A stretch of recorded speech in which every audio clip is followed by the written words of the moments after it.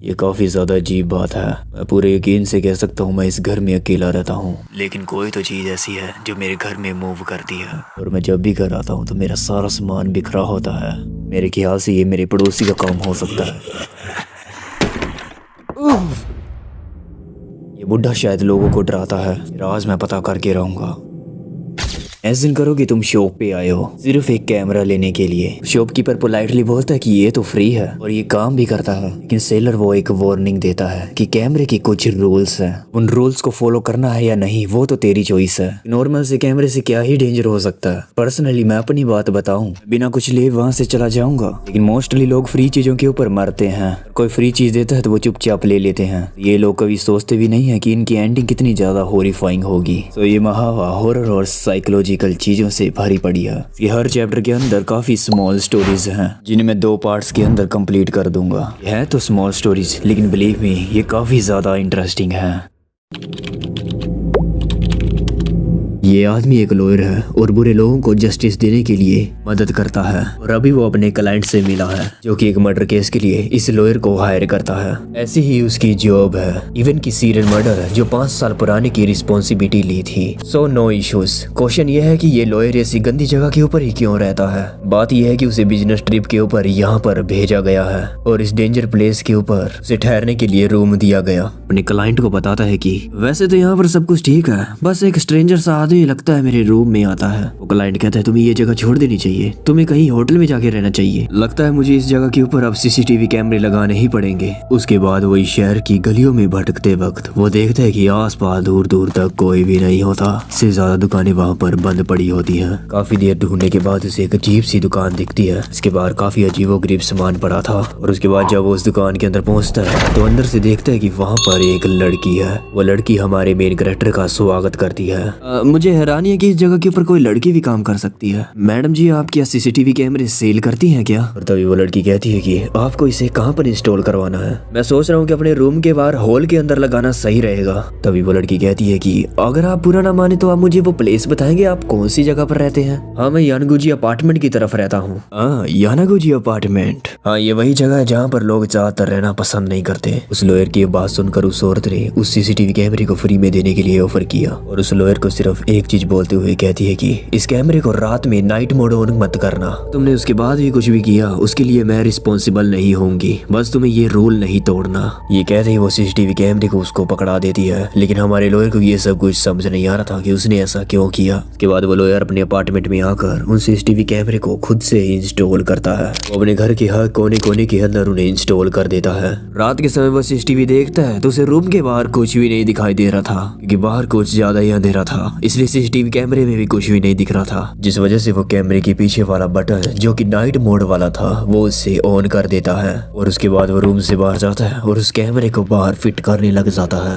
हालांकि उस सुंदर मोहतरमा ने मुझे ये कैमरे फ्री में दे दिए, लेकिन मुझे किसी चीज से डर नहीं लगता, सिक्योरिटी के लिए तो करना ही पड़ेगा ना। और सडनली हम देखते हैं कि उसके पीछे कोई तो खड़ा हुआ है, जिसे देखकर लॉयर एकदम से घबरा जाता है। Oh my God what the hell, क्या कर रहे हो तुम? पता चलता है कि ये बंदा उसका ही नेबर होता है। उसने कैमरा फिट किया था, वो उसे लगातार उसे घूरता ही रहता है। लंगड़ा आदमी कहता है कि तुम ये क्या कर रहे हो? वो लॉयर कहता है कि मैं तो यहाँ पर सिक्योरिटी कैमरे लगा रहा हूँ हमारे सबकी सेफ्टी के लिए, तुम इतनी देर से मुझे ऐसे क्यों घूर रहे हो? लेकिन वो लंगड़ा नेबर बिना कुछ बोले वहाँ से चुपचाप निकल जाता है, सीधा अपने अपार्टमेंट में जाकर अपना दरवाजा बंद कर लेता है। अब देखा जाए तो लॉयर को भी एक बार शक होता है कि सीसीटीवी कैमरा लगाना कोई अच्छा आइडिया था कि नहीं। उसके बाद वो लॉयर खाने के लिए कुछ बाहर से लेकर आता है और जब वो वापस घर आता है तो वो देखते हुए उसके रूम की हालत वैसी ही हो चुकी थी जैसे वो पहले होती थी, मतलब कि पूरा सामान बिखरा हुआ था। मैं थोड़ी देर के लिए बाहर क्या गया, उस बुड्ढे ने फिर से मेरा सामान खराब कर दिया लगता है, आज मैं उसे नहीं छोड़ूंगा। इसलिए वो तुरंत सीसीटीवी कैमरे देखने की तरफ निकल पड़ता है। जब वो सीसीटीवी में रिकॉर्डिंग देख रहा होता है स्टार्टिंग में तो सब कुछ ठीक रहता है। वो उस वाली टाइमिंग चलाता है जब वो सीसीटीवी कैमरे को फिट कर रहा था। कि जब वो सीसीटीवी कैमरा फिट कर रहा था उसके पीछे जो नेबर था उसके अंदर से अलग ही एक लाइट आ रही थी, जिसे देखकर लॉयर पूरी तरह से घबरा जाता और एकदम से पीछे हो जाता जाता है और तभी लॉयर को ऐसा लगता है सीसीटीवी कैमरे की क्वालिटी बड़ी घटिया है, उसका साउंड कुछ लाउड था, शायद इसलिए मैं डर गया। उसके बाद वो आगे देखता है कि वो नेबर चुपचाप अपने कमरे में चला जाता है। सडनली उसे उस जगह के ऊपर कोई चीज दिखती है। जब वो उसके अंदर ध्यान से देखता है तो वो सीधा उसके कैमरे के ऊपर आ जाती है। मेरे ख्याल से दिखने में तो ये एक घोस्ट जैसा लगता है। इनमें सी बात है, लॉयर इसे देख के घबरा जाता है, ये आखिर था क्या। और तभी उसके कमरे का दरवाजा कोई तो खटखटाता है। जब वो उठकर दरवाजे की तरफ बढ़ता है तो उस छेद के अंदर से वो देखने की कोशिश करता है, बाहर कोई तो खड़ा है जो शायद उसका नेबर भी हो सकता है। ये शक्ल देखने में काफी ज्यादा डरावनी थी। लॉयर बस खड़ा उसे देखता ही रहता है। तभी हम पीछे नोटिस करते हैं, पीछे एक काला सा हाथ आ रहा होता है। थोड़ी देर में कुछ ऐसा होता है, उसके घर का सामान उथल पुथल हो जाता है। लॉयर ये सब कुछ देखकर हैरान था कि उसके सारा सामान एक कोने में इकट्ठा हो गया था। ये सब कुछ हुआ कैसे? वो तो रूम के अंदर अकेला ही था। देख वो डर जाता और तभी जल्दी से भागता हुआ सीसीटीवी कैमरा चेक करने के लिए जाता है। वो सीसीटीवी कैमरे में देखता है तो देख हैरान हो जाता है।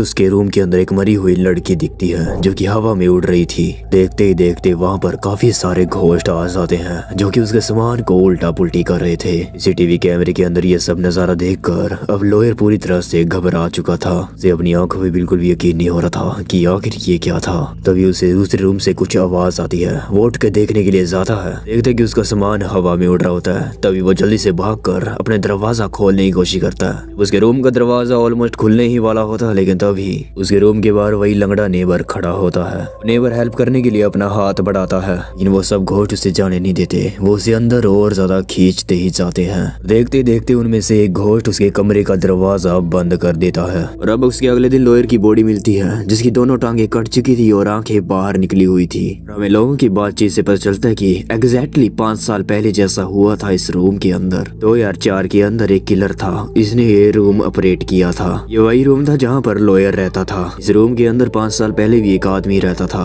जो कि एक किलर था। वो लोगों को किडनैप करके इस जगह के ऊपर टॉर्चर करता था। पहले सब लोगों ने नेबर के ऊपर शक किया, लेकिन कैमरे से पता चला कि वो तो एक इनोसेंट है। इस घटना के अंदर उसने भी अपनी एक लात खो दी थी। उल्टा वो भी एक विक्टिम बना और 5 साल पहले वो भी मर गया था। और अब हमें आगे पता चलता है कि एंड में वो बंदा पकड़ा गया था जो कि किलर था, लेकिन एक अच्छे लॉयर की वजह से उसे 3 साल की ही सजा हुई। जो पकड़ा गया किलर था उसे मेंटली इल माना गया और 2 साल पहले ही उसे छोड़ दिया गया। अब इंटरेस्टिंग बात तो ये है कि जो वो बंदा था, मतलब कि किलर की तरफ से जो लॉयर हायर किया गया था, उसे उसी रूम के अंदर ठहराया गया। केस उसने पहले लड़ा था जहाँ पर काफी सारे लोग मारे गए थे। और हैरानी की बात तो ये है कि ये लॉयर था, ये भी 5 साल पुराना केस जो न्यू इसे मिला था वही सुलझाने के लिए आया था। एवरीथिंग इज ह्यूमैनिटी, यही तो कर्मा है। और अब वो सीसीटीवी कैमरे सेल करने वाली लड़की थी। वो उस लॉयर की आत्मा को देखती है और उसकी सोल को पकड़कर एक बुक के अंदर सील कर देती है। और वो कहती है कि रूल्स को फॉलो करना चाहिए था। और उसके बाद वो अपनी शॉप की तरफ जाती है और उस शॉप के अंदर एक और रूम होता है। वो उस रूम से होते हुए सीधा सेल्फ की तरफ पहुंचती है और उस सोल वाली बुक को उस सेल्फ के अंदर रख देती है। और हम देखते हैं उस सेल्फ के अंदर बहुत सारी बुक्स लगी होती हैं, मतलब कि ये कोई आखिरी इंसान या पहला इंसान नहीं था। वो ऐसे ही लोगों की आत्माएं अलग अलग तरीके से कैद करती रहती है जो भी दी हुई चीजों से रूल को फॉलो नहीं करता। और अब अगली स्टोरी पे जाने से पहले चलो अब थोड़ा वार्तालाप कर लेते हैं। मेरा नाम है केवांग। अगर आप मेरे सब्सक्राइबर हैं तो मेरी बात ध्यान से सुने। मैं एक बड़ी मांगा कम्युनिटी बनाने जा रहा हूँ, जैसे कि मैंने आपको पिछली वीडियो में भी आपको बताता आ रहा था। ये सब मैं इसलिए कर रहा हूँ एक अच्छी मांगा कम्युनिटी बिल्ड कर सकूं और आप सभी को मांगा का लिंक भी प्रोवाइड करवा सकूं, क्योंकि कुछ लोगों को मांगा की साइट नहीं मिलती। अगर मिलती है तो वो बंद होती है या तो उनके मांगा के पैनल ज्यादा रफ होते हैं। और आप लोग सोचते हैं कि ये चैनल सिर्फ मांगा एक्सप्लेन करने के लिए है। दूसरी तरफ तो देखा जाए तो नहीं। हाँ ठीक है, मांगा एक्सप्लेन तो मैं करता हूँ, कहने का मतलब कि मैं मांगा को एक अलग ही नजरिए से देखता हूँ, समझ रहे हो ना। जैसे कि मैं उन कैरेक्टर की डिटेल्स वगैरह या फिर कुछ ऐसी मांगा की स्टोरी जिनके बारे में ज्यादा लोग बातें करना नहीं पसंद करते। हर बार तुम्हें हॉरर देखने को मिलता है और कुछ अलग ही मिलता है जो मैं हमेशा प्रोवाइड करवाता हूँ। तो तुम जिन G2 ये हॉरर मांगा के अंदर फंसे रहोगे तो एक अलग एक्सपीरियंस तो मैं तुम लोगों को इस वीडियो के जरिए करवा ही रहा हूँ। तो इसलिए मैं इस मांगा कम्युनिटी को थोड़ा बिल्ड करना चाहता हूँ। अब आती है मेन बात, इस कम्युनिटी को बिल्ड करने में आप मेरी मदद कैसे करेंगे। बस एक छोटा सा काम करना है तुम लोगों को कि मेरे चैनल को सब्सक्राइब करके रखना है। जब 10K हो जाएंगे मैं तुम लोगों को हर एक चीज के बारे में डिटेल्स दे दूंगा। आगे मैंने काफी बड़े प्लान्स रखे हैं जो कि मैं आपको अभी नहीं बता सकता। देर से उठना, स्कूल जाने के लिए हर कोई देर से उठता है। अगर तुम्हारे हाथ में कुछ ऐसी पावर आए जिससे तुम सबको कंट्रोल कर सको तो वैसे ही इसकी अगली स्टोरी है जो कि इस महावा की ही है। हर एक चैप्टर में एक अलग ही स्टोरी होती है। तो चलो अब चलते हैं इस महावा की दूसरी स्टोरी के ऊपर। हम एक लड़की को देखते हैं जिसकी माँ उसे जगा रही होती है स्कूल जाने के लिए। वो कहती है कि तुम सारा दिन वीडियो गेम्स वगैरह में घुसी रहती हो, रात को लेट नाइट तक जागती हो। वो अपनी माँ के साथ लड़ाई कर कर बिना कुछ खाए स्कूल के लिए निकल जाती है। जब वो देर से स्कूल में पहुंचती है तो उसके दोस्त हंसते हैं, लेकिन वो उसे बुली नहीं करते। लड़की की प्रॉब्लम जैसे पूरी क्लास की प्रॉब्लम ये होती है कि पूरी क्लास के अंदर बहुत ज्यादा गर्मी होती है। गर्मियों का सीजन चल रहा होता है और बहुत ज्यादा क्लास में गर्मी होती है, और अगर रूल से वो एसी को ऑन नहीं करते according to the school management policy कि एयर कंडीशनर को जुलाई की स्टार्टिंग में नहीं चला सकते, उसके लिए क्लास की डिसरिस्पेक्ट होगी। चीका सोचती है कि ऐसे तो मैं पढ़ाई नहीं कर सकती, इसलिए वो डिसीजन लेती है वो एक न्यू रिमोट लेके आएगी जिससे वो इस एसी को ऑन कर देगी। स्कूल के बाद वो मार्केट में रिमोट ढूंढने के लिए निकल पड़ती है। वैसे करते ही एक दुकान के अंदर पहुंचती है। जॉब की ओनर उसका वेलकम करती है और ये वही लड़की होती है जो कि हमने पहली स्टोरी के अंदर देखी थी। तो बोलो बच्ची, तुम्हें मुझसे क्या चाहिए? मुझे एक लग्जरी एयर कंडीशनर का कंट्रोल रिमोट चाहिए। तभी वो उसे एक रिमोट देती है और उसे कहती है कि तुम इस रिमोट से कुछ भी कंट्रोल कर सकती हो, कुछ चीजों को कंट्रोल मत करना, मैं तो बस तुम्हें यही रिकमेंड करूंगी। जब मैंने सुना जो उसने बोला, सोचा कि ये कोई स्टूपिड सा जोक है, और अगले दिन वो स्कूल में जाती है और उस रिमोट की वजह से एसी को ऑन भी कर देती है। इससे सभी स्टूडेंट ने उसकी तारीफ की, वो सब जाने खुश हो जाते हैं। और ऐसे ही अब कुछ दिनों के बाद बाकी के स्टूडेंट भी उसके लिए बहुत कुछ कर रहे थे, जैसे कि उसे खाने के लिए दे रहे थे। और तभी अचानक से वहाँ पर टीचर आ जाता है। उसे पता चल जाता है कि ये एसी चल रहा है। जल्दी से एसी बंद करने की कोशिश करती है। तभी टीचर वो चीका के पास आ जाता है और उससे पूछता है कि तुम्हारा नाम क्या है। वो टीचर उसे बहुत ज्यादा डांटता है। वो उसे कहता है कि तुम्हें कोई शर्म है कि नहीं। वो टीचर उससे रिमोट मांगता है। तभी चीका कहती है कि ये मेरा रिमोट है, मैं नहीं दे सकती। ये सुनते टीचर को गुस्सा आता है और वो उससे जबरदस्ती वो रिमोट लेने की कोशिश करता है। तभी खींचतानी के अंदर वो रिमोट सीधा टीचर की तरफ पॉइंट होकर क्लिक हो जाता है। तभी एकदम से टीचर रुक जाता है और वो कहता है कि ठीक है, तुम रख सकती हो। ये कहते ही वो वहाँ से चुपचाप चला जाता है। सब स्टूडेंट ये सब कुछ देख के एकदम से हैरान हो जाते हैं कि ये आखिर हुआ कैसे। तभी चीका सोचती है कि क्या ये सब कुछ रिमोट ने किया, तो बस ये वाला बटन दबाया था। तभी उसको याद आता है कि सोर्थ ने मुझे बोला था कि इस रिमोट से कुछ भी कंट्रोल किया जा सकता है, या उसका मतलब क्या ह्यूमन था? मुझे तो शायद ऐसा लगता था कि वो ऐसा कहना चाहती है कि इस रिमोट से सब एयर कंडीशनर कंट्रोल किए जा सकते हैं, बट दिस रिमोट कंट्रोल है ह्यूमन। क्या मैं सच में लोगों को कंट्रोल कर सकती हूँ इसके जरिए? और तभी वो उस रिमोट को टेस्ट करने के लिए अपनी फ्रेंड को बुलाती है। तुम मेरे लिए खरीद के लेके आओ एक ब्रेड, और उसकी तरफ रिमोट कर कर बटन क्लिक कर देती है। ये कहते वो चली भी जाती है। और वैसे अब स्कूल के टीचर के ऊपर भी क्लिक करके अपना वॉलीबॉल टूर्नामेंट भी कैंसिल कर देती है। कभी वो स्कूल के प्रिंसिपल को ब्रेक डांस करने को कहती है, और कभी वो बच्चों को ह्यूमन टावर बनने को कहती है। और अब चीका बहुत ज्यादा खुश थी क्योंकि वो स्कूल में आराम से पहुंच सकती थी, चाहे वो लेट भी हो जाए उसे कोई भी कुछ नहीं बोल सकता था। अब कुछ खरीदने की भी जरूरत नहीं थी, उसके दोस्त उसे फ्री में गिफ्ट देते थे। बड़े लोगों से कैश लेकर उसने आईफोन भी ले लिया, जहाँ पर जब सब बच्चे एक्सरसाइज कर रहे होते हैं तो वो आराम से बैठकर फोन चलाती है। स्कूल में उसके अब बहुत अच्छे नंबर भी आने शुरू हो गए। अब एक दिन जब वो स्कूल के बाद अपने घर जाती है तो वो सोचती है कि मैं इस रिमोट से और क्या क्या चीजें कंट्रोल कर सकती हूँ, मैं इससे पूरी दुनिया को भी कंट्रोल कर सकती हूँ। चीका घर देर से पहुंचती है, तभी उसकी मम्मी पीछे से चिल्लाना शुरू कर देती है, क्या तुम कल स्कूल नहीं गई थी? मुझे स्कूल से फोन आया था, मैंने तुम्हें वहाँ भेजने के लिए कितनी मेहनत की और उन पैसों से तुम्हें वहाँ भेजा, और तुम स्कूल से छुट्टियां करके मौज मस्तियां कर रही हो। चीका कहती है मैं स्कूल नहीं जाना चाहती। उसकी मोम उसके ऊपर चिल्लाना शुरू कर देती है। वो अपनी मोम की तरफ रिमोट कर कर कहती है कि माइंड योर ओन बिजनेस। ये कहते ही वहाँ से चुपचाप निकल जाती है। चीका कहीं ना कहीं तो उदास थी। वो सोचती है कि वो अपनी माँ से बात करेगी इस रिमोट के बारे में। तभी चलते चलते उसकी क्लास की लड़कियों का ग्रुप उसे दिखता है। चीका अपनी फ्रेंड को आवाज देती हुई कहती है चलो हम साथ में चलते हैं। वो बिना कुछ सुने रोड को क्रॉस करने लग जाती है। ये कार आती है और सीधा उसे टक्कर लगती है। चीका ये सब कुछ देख के एकदम से सुन हो जाती है। वो देखती है कि उसकी फ्रेंड का बहुत भयानक एक्सीडेंट हो चुका है। चीका को कुछ भी समझ नहीं आ रहा था कि उसने रेड लाइट के ऊपर क्यों क्रॉस किया। तभी सभी स्टूडेंट उसके पास पहुंचते हैं और वो वहां पर पहुंच के उस एक्सीडेंट को देखते हैं। वो लोग कहते हैं मरने वाली कोई इंसान नहीं थी, वो एक रोबोट थी। ये सुनकर चीका थोड़ा हैरान थी। पैनिक में आकर वो उन लोगों की तरफ रिमोट को पॉइंट करती है, कहती है कि यहाँ पर जो भी कुछ हुआ है तुम सब लोग भूल जाओ। तभी वो सभी लोग बिल्कुल रोबोट की तरह बन जाते हैं। चुपचाप वो लोग सब वहाँ से निकल जाते हैं जैसे कि यहाँ पर कुछ हुआ ही नहीं। अब चीका अपनी फ्रेंड को उठाकर कचरे के ढेर के पास रख देती है। सॉरी बोलकर वो सीधा स्कूल में आ जाती है। वो क्लास में आती है तो कोई उसे नहीं डांटता। वो सीधा जाके अपने बेंच पर बैठ जाती है। और अब क्लास में बैठे उसे ऐसा फील हो रहा था जैसे वो एक रोबोट के क्लास में बैठी है, कि वो सभी बच्चे बिना कुछ किए बस सीधा टीचर की बातें सुनते ही जा रहे थे। उन लोगों के अंदर कोई भी रिएक्शन और कोई भी भावना नहीं दिख रही थी। और अब चीका को थोड़ा डर लगने लग जाता है। वो सोचती कि ये सब कुछ रिमोट की वजह से हुआ है। जब वो ऐसा बोलती है तो सभी स्टूडेंट उसकी तरफ मुड़कर देखने लग जाते हैं। चीका उठकर सीधा क्लास से बाहर भाग जाती है। भागते वक्त वो सोच रही है कि मैंने अपनी मोम मोम को भी रोबोट बना दिया। नहीं, ऐसा नहीं हो सकता। वो सीधा भाग कर अपने घर पे पहुंचती है। जब वो अपनी मोम को देखती है, वो भी बिल्कुल रोबोट की तरह बन चुकी थी। उसके अंदर भी सारी भावनाएं और रिएक्शन खत्म हो चुका था। और अब चीका सीधा भागते हुए उसी सेलर के पास जाती है, मतलब कि उस लड़की के पास। तुमने मुझे ये क्या घटिया रिमोट दिया है? अभी की अभी तुम सब कुछ ठीक करो। चीका शॉपकीपर वाली लड़की की तरफ रिमोट कर उसे कहती है कि तुम सब कुछ पहले जैसा कर दो। रिमोट की पावर उस सेलर के ऊपर तो काम ही नहीं करती। मैंने तुम्हें पहले ही वार्न किया था कि रूल को मत तोड़ना। अगर कोई भी डैमेज होता है तो उसके लिए शॉपकीपर कोई भी जिम्मेदारी नहीं लेगा। सीधी सी बात है, कुछ भी पहले जैसा नहीं होने वाला। सुनते ही चीका घबरा जाती है और शॉप से बाहर भागती है। भागते भागते कहती है, नहीं ऐसा नहीं हो सकता, सब कुछ हो सकता है ठीक। वो भाग रही होती है तभी उसका पाँव एकदम से फिसल जाता है। शीशे के ऊपर रिमोट को पॉइंट कर बटन दबाती है और कहती है कि आई एम ए ह्यूमन। और अब सब कुछ पहले जैसा हो गया। जो रोबोट होते हैं वो ऐसा प्रिटेंड करते हैं जैसे कि वो ह्यूमन है। और अब देखते हैं स्कूल की रूफ के ऊपर के शूज पड़े होते हैं। चिका ने बिल्डिंग के ऊपर से छलांग लगा दी। स्कूल के सभी स्टूडेंट स्कूल के अंदर एंट्री कर रहे होते हैं। चीका मरी पड़ी होती है, बिल्कुल एक रोबोट की तरह, और उसकी तरफ कोई भी ध्यान नहीं दे रहा होता, जैसे कि वो है ही नहीं।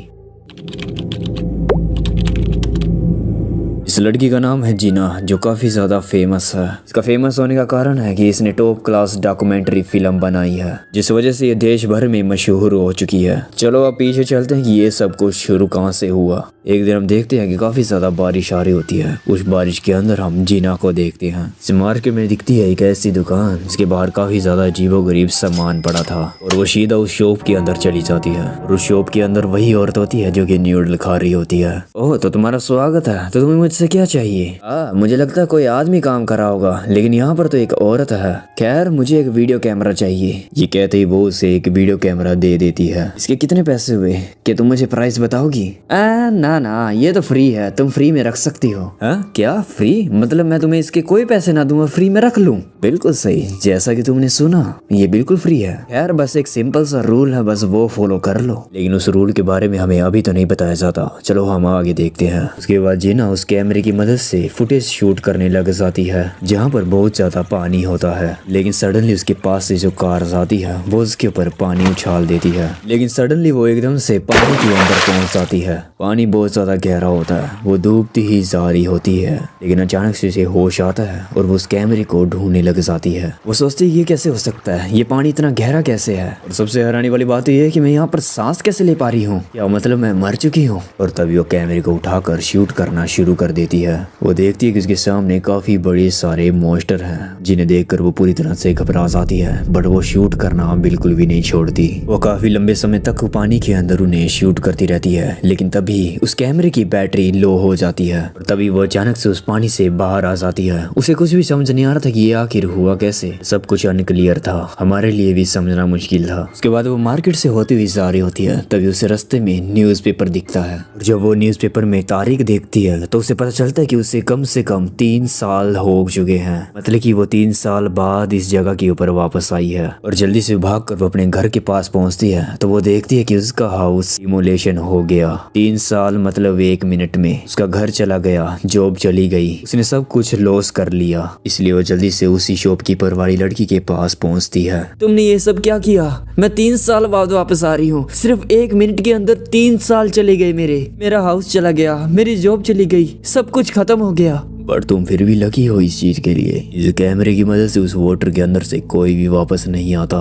तो तुम मानती हो ना, ये सब कुछ तुम्हारा ही काम है ना? तूने इस कैमरे के साथ क्या किया है? पानी में जाने की वजह से ये कैमरा इंसानों को एक अलग ही वर्ल्ड की डीप सी में जोड़ देता है। और तुम उस वक्त उस जगह के ऊपर ही थी। बट वापस आने के लिए कैमरे की पावर ऑफ होनी पड़ती है। खैर, इससे क्या फर्क पड़ता है, टाइम फ्लो अलग है उस वर्ल्ड का। इस घटिया सी बात का कोई सेंस है? कौन ही बिलीव करेगा इस बात पर? मैंने तुम्हें वो नहीं किया था कि इसे पानी के ऊपर यूज मत करना, इसमें सब तुम्हारी गलती है। खुशी बनाओ कि ये जिंदगी तुम्हें वापस मिल गई। लक कभी दोबारा नहीं आता। और लक के बारे में सेलर ने बिल्कुल सही बोला था। सच में अब जीना उस फुटेज को फिर से शूट करती है, जैसे कि उसने वो डॉक्यूमेंट्री बनाई और पूरी कंट्री में फेमस हो गई थी। जैसे लोग कहते हैं ना, हैबिट हो जाती है। बस वैसे ही पैसा और फेम पाने के लिए, मतलब कि और ज्यादा चाहिए, उसके पैसों के लालच ने फिर से शूट करने के लिए उसे मजबूर कर दिया। और जैसे जैसे समय बीतता देखता गया उसकी जो फिल्म डॉक्यूमेंट्री बनाई थी, लोगों के अंदर उसका क्रेज अब कम होता चला गया और अब वो भी बोर हो चुकी थी और उसे अब और कुछ शूट करना है। और अब वो पानी में फिर से जंप करती है उस कैमरे के साथ और हम पुल के ऊपर देखते हैं वही औरत खड़ी होती है छाता लेकर और जिना को ही देख रही होती है। उसे भी समझ नहीं आ रहा था कि उसने ऐसा क्यों किया। इस बार वो पानी के अंदर काफी अंदर तक जाती है और उसे वहाँ पर काफी अच्छे मॉन्स्टर जो मछली के रूप में होते हैं दिखते हैं और उसे वहाँ पर एक ममेड भी दिखती है। वो उसे और ज्यादा क्लोज से शूट करना चाहती थी। शूट करने के चक्कर में वो सामने तो बिल्कुल देखती ही नहीं है और देखते हैं कि उसके सामने एक बड़ा सारा मॉन्स्टर देख रहा होता है उससे ही, जो कि वहाँ की छोटी मछलियों को खा रहा होता है। तक जीना का वहाँ पर ध्यान जाता तब तक वो मॉन्स्टर अपना मुंह खोलकर उसे उस पानी के अंदर ही मतलब कि अपने मुंह के अंदर उसे खींच लेता है। जीना को उसकी बात याद आती है कि वापस आने के लिए बस कैमरे को ऑफ करना है और इस वर्ल्ड से बाहर आ सकते हैं। बट जब वो कैमरा ऑफ करने लगती है तो उसके हाथ से वो कैमरा फिसल जाता है, लेकिन लक की वजह से वो कैमरे का बटन क्लिक तो हो ही जाता है उस मॉन्स्टर के मुंह के अंदर जाने से पहले। और अब जीना वापस आ गई अपने वर्ल्ड में। बट कितना साल गुजर गया जब अर्थ पे जब वो वापस आई थी। ऐसे ही लक कभी दोबारा नहीं आता, रूल फॉलो करना जरूरी होता है। स्टोरी शुरू होती है एक वाइफ से जो कि अपने हस्बैंड को बिजनेस ट्रिप के ऊपर नहीं जाना देना चाहती। उसकी अभी न्यू शादी हुई है और उसका हस्बैंड 3 मंथ के लिए यहाँ से जा रहा है। लड़की का नाम है डेजू। आई एम सॉरी हनी, लेकिन मुझे जाना पड़ेगा। अब मुझे जाने भी दो, मैं जल्दी वापस आऊंगा। तुम अपना ध्यान रखना बेब, मैं जा रही हूँ। उसे एयरपोर्ट के ऊपर छोड़ने के बाद वो सीधा अपने घर आ जाती है। देखते हैं कि उसका कमरा बिल्कुल साफ होता है, लेकिन उस कमरे के अंदर एक बड़ी सारी तिजोरी पड़ी होती है। वो उस तिजोरी के अंदर अपने हस्बैंड का दिया हुए गिफ्ट्स को जैसे कि फ्लावर। आने की बात है कि उससे पहले की वो तिजोरी बिल्कुल खाली पड़ी होती है, उसके अंदर अपने हस्बैंड का दिया हुआ बुके रख देती है। गिफ्ट उसने काफी प्यार से उसे दिया होता है और उसके बाद उस तिजोरी के अंदर एक परफ्यूम भी रखती है। हाँ, वो थोड़ी वियर्ड है और थोड़ा सहल, वो थोड़ी पागलपन वाली भी है। इवन कि उसके हस्बैंड का भी परफ्यूम सेफ के अंदर डाल दिया जो उसने उस ट्रिप के ऊपर लेके जाने से मना किया था कि कोई और लड़की उसके परफ्यूम की खुशबू से पास ही ना आए। उसके बाद वो हस्बैंड की जो वेडिंग रिंग होती है वो भी उस लॉकर के अंदर डाल देती है और तभी सडनली उसे एक आवाज सुनाई देती है। जी हुन, क्या वो तुम हो? वापस घर आ गए? किधर हो तुम? दिख क्यों नहीं रहे?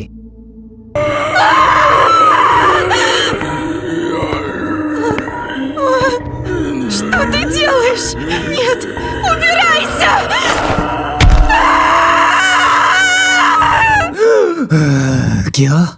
क्या मतलब? क्या ये सपना था? हाँ, ये जस्ट एक सपना था। मैं बच गई।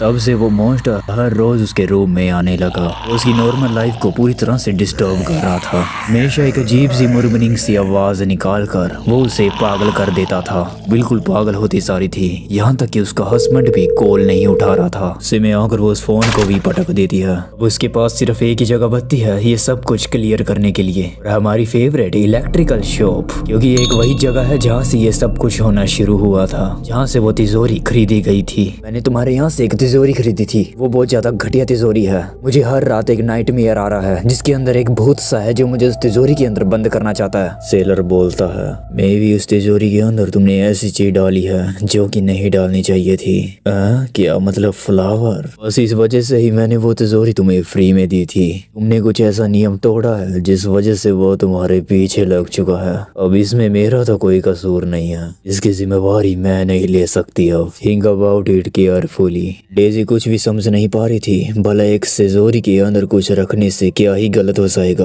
रोते हुए उस भूत से भी पूछती है, लेकिन वो भी कुछ नहीं बताता। वो बस तिजोरी के ऊपर बैठा बोलता रहता है। ऐसा ही अब कुछ समय बीतता जाता है। डेजी को एक रेस्टोरेंट में देखते हैं जो कि केक खाने के लिए आई थी, लेकिन तभी उसकी नजर अचानक से उस रेस्टोरेंट के अंदर अपने हस्बैंड के ऊपर पड़ जाती है। अरे हस्बैंड यहाँ पर क्या कर रहे हैं? मुझे पक्का यकीन है वो बिजनेस ट्रिप के ऊपर गए थे। और वो देखती है उसके साथ में एक लड़की बैठी हुई है और वो दोनों हंस हंस के बातें कर रहे हैं। डेजी उसके पास जाने की कोशिश करती है। क्या? मुझे काफी टाइम से चीट कर रहे थे ना?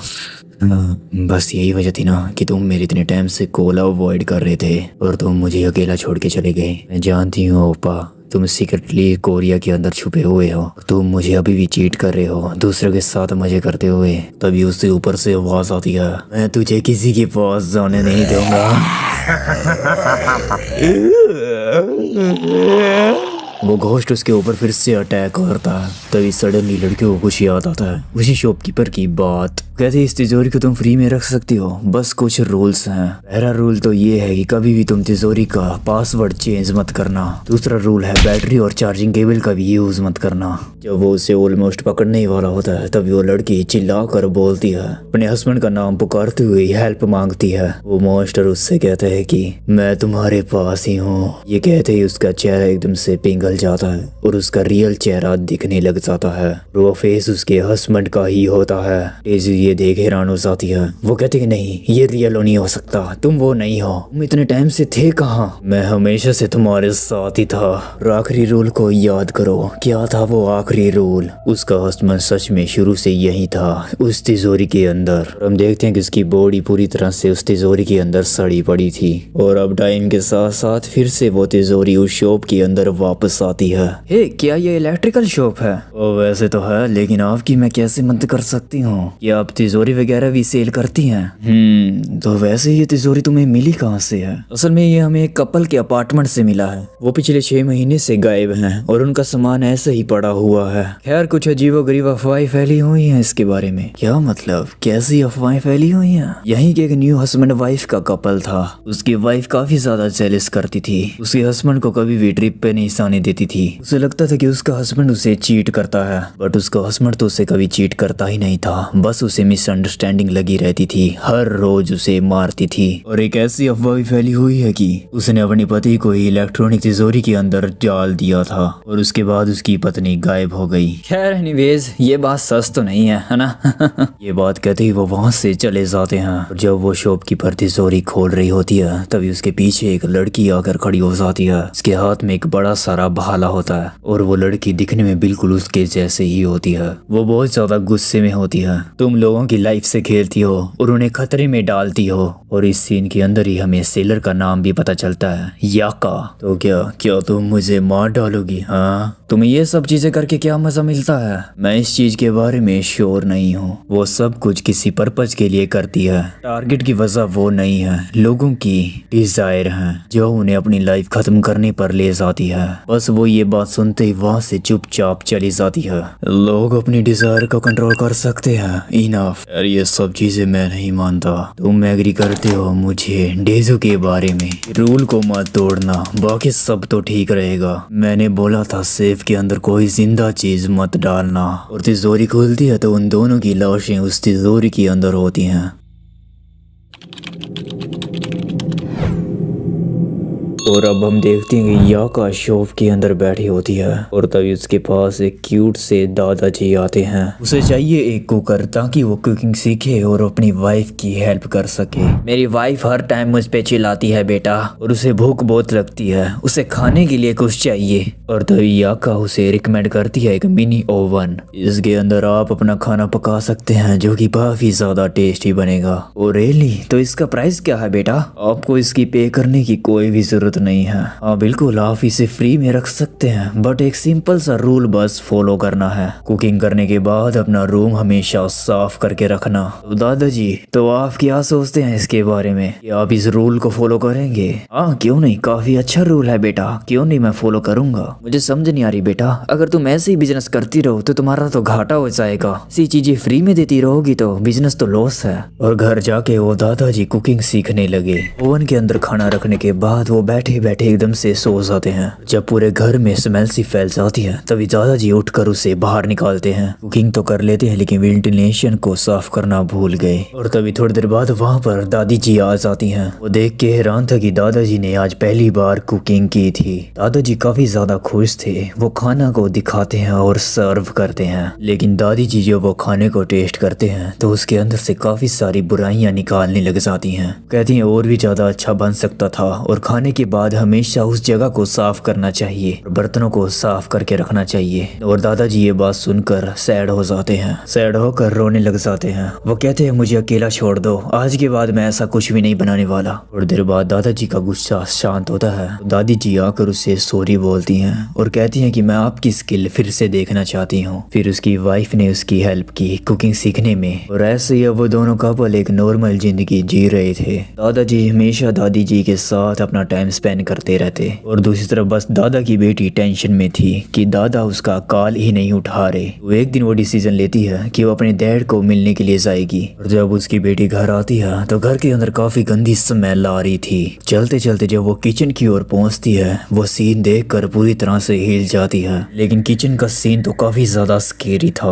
वो देखती है दादाजी स्पून की मदद से दादी को खाना खिला रहे हैं। लेकिन सच बात तो ये थी कि दादी तो ऑलरेडी मर चुकी थी। वो काफी टाइम से अकेला था घर में। उसकी बेटी की फेस पे ऊपर कोई रिएक्शन नहीं था। उसका दादा एक अलग ही दुनिया में जी रहा था, जहाँ पर वो अपनी वाइफ की खातिरदारी और केयर कर रहा था। दादा खुश था, अपने घर के सब काम करता, खाना बेटर बनाने की कोशिश करता, किचन को क्लियर किया। दादाजी समझ गए अपनी वाइफ का डेली स्ट्रगल कितना था। और एक दिन आखिरकार वो दादा खाने को बना लेते हैं, बिल्कुल परफेक्ट। दादी की आत्मा उसके साथ थी। उसके बाद दादी जी कहती हैं अब हमारा लास्ट टाइम है। दादाजी से मिलती हैं और उसके बाद किचन की विंडो खोल देती हैं। किचन के अंदर जो भी स्मेल थी वो सारी स्मेल बाहर निकल जाती है और उसी के साथ दादी जी की आत्मा भी वहां से चली जाती है। और अब दादा रियलाइज कर लेते हैं और उस बात को भी एक्सेप्ट कर लेते हैं। अब दादाजी मिनी ओवर को दुकान पर वापस करने आ गए। तुम इसे वापस रख सकती हो, अब मुझे इसकी जरूरत नहीं है। और मैंने तुम्हारे लिए कुकीज बनाई हैं, क्या तुम इसे टेस्ट करके बताओगी? उसने उस अवन की मदद से अपनी वाइफ को फिर से देखा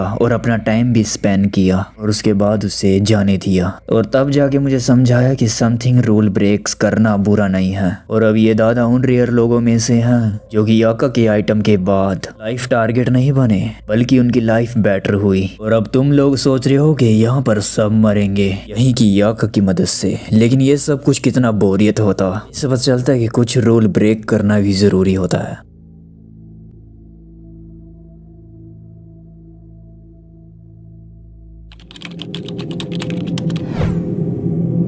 कहानी है एक लड़के की जिसे एक्सट्रीम लेवल के ऊपर एडवेंचर करना पसंद है। लेकिन एक दिन जब वो अचानक से इंजर्ड हो जाता है, लेकिन हीरो को इससे कोई फर्क नहीं पड़ता। घर में बैठ के आराम से टीवी शो देख रहा होता है। शो के अंदर बता रहे होते हैं कि ऐसी जगह है जहाँ पर ट्रेजर छुपा हुआ है। अगर वो ट्रेजर कोई भी ढूंढ लेता है तो वो करोड़पति बन सकता है। कोई भी सर्वाइवर वहाँ से बचकर भी आ जाता है, उसे फर्स्ट प्राइज भी साथ में दिया जाएगा। हमारे हीरो को इस आइलैंड के ऊपर जाने की चुल मच जाती है। डिसाइड करता है कि जब वो रिकवर हो जाएगा तो इस टीवी शो के ऊपर जाएगा। और अब हम उसे आइलैंड के ऊपर देखते हैं जहाँ पर वो ट्रेजर छुपा होता है। हमारा हीरो गुफाओं के अंदर इधर उधर चलता जा रहा था। जब वो काफी अंदर तक चढ़ाई कर पहुंच जाता है, वहां पर काफी ज्यादा अंधेरा होता है। और तभी वो एक टॉर्च को ऑन करता है और ये टॉर्च काफी ज्यादा ऑसम होती है। उसे ये फ्री में मिली थी एक शॉप के ऊपर से। से घबरा जाता और सीधा जाके गड्ढे में गिरता है। गड्ढे से होते हुए वो सीधा एक पानी के अंदर जाता है जो कि खून से बना होता है। जैसे तैसे तैराकी करते हुए एक जगह के ऊपर पहुंचता है। अपने चेहरे से वो खून वाला पानी साफ करते हुए जब वो सामने देखता है कि वो काफी वियर्ड से प्लेस के ऊपर आ गया है। जब वो सामने वाली गुफा के अंदर थोड़ी और जाने की कोशिश करता है तो उसे वहाँ पर काफी अजीबोगरीब चीजें दिखती हैं। जैसे कि वहाँ पर कुछ डॉल्स वगैरह दिखती हैं, कुछ कैंडल्स होती हैं और पैराडांस होते हैं और एक बड़ा सारा पेंटाग्राम दिखता है। एक बड़ा सारा स्कल भी पड़ा होता है। ये तो काफी औसम जगह है। इसके अंदर शो मेकिंग में काफी मेहनत की गई है। कितनी कूल लोकेशन है यार, मजा ही आ गया देखकर। इन टीवी शो वालों ने काफी अच्छा प्रोग्रेस की है, काफी अच्छे इफेक्ट्स लगा रखे हैं, देखने में बिल्कुल असली जैसा लगता है। और तभी पीछे से उसे किसी की चलने की आवाज आती है। उसके पीछे एक बड़ा सारा मॉन्स्टर होता है जो उसे पकड़ लेता है। काफी अच्छा कॉस्प्ले किया हुआ है। एक बार तो मैं डर ही गया था देख के। तभी वो मॉन्स्टर जब उसके ऊपर अटैक करता है तो उसके सर के ऊपर क्रैश मार देता है। और तब जाके उसे रियलाइज होता है कि ये कोई टीवी शो तो बिल्कुल भी नहीं है। वो डर के मारे वहाँ से जल्दी से भागता है। के पीछे वो मूर्तियां भी जिंदा हो जाती हैं और अजीबोगरीब क्रिएचर इसके पीछे लग जाते हैं। और तभी वो भागते भागते उस फ्लैश लाइट को एक बड़े सारे मॉन्स्टर के मुंह के ऊपर मारता है। तभी सडनली कुछ ऐसा होता है कि उसकी आंखें खुलती हैं। वो अपने आप को जिंदा पाता है।